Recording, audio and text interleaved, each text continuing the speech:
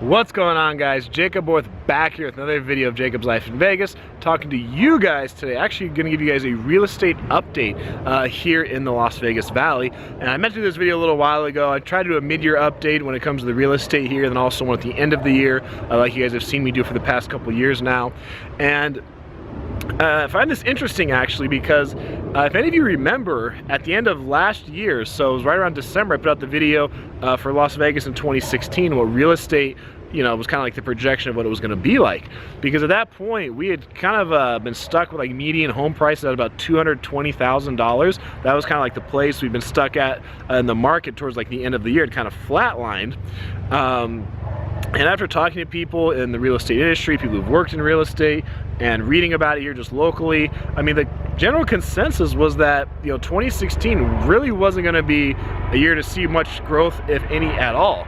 I mean, just last year for the market to be stable was good, right? Because this area had so much fluctuation, I mean, in recent history. I mean, so much going up and then just coming down, and people just, you know, maybe losing confidence in this local market because of that. Just to be stable was like a good thing. Like, just to be stable was a win here in this area.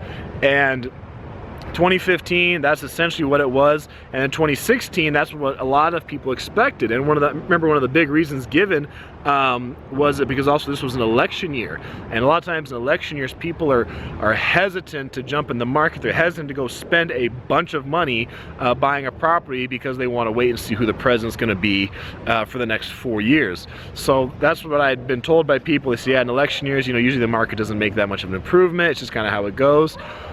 But that really has not panned out.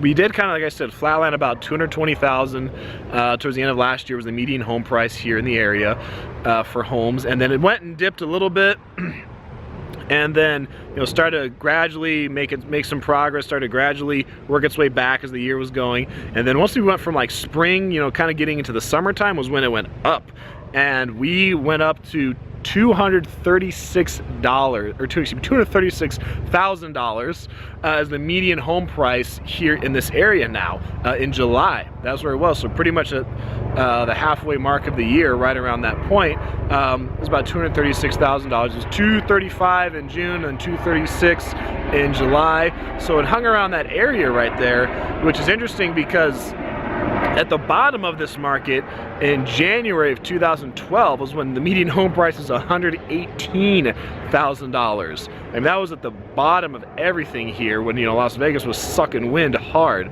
So, I mean, just from a little over 4 years ago, say 4.5 years ago now, home prices have doubled. The median home price has doubled here.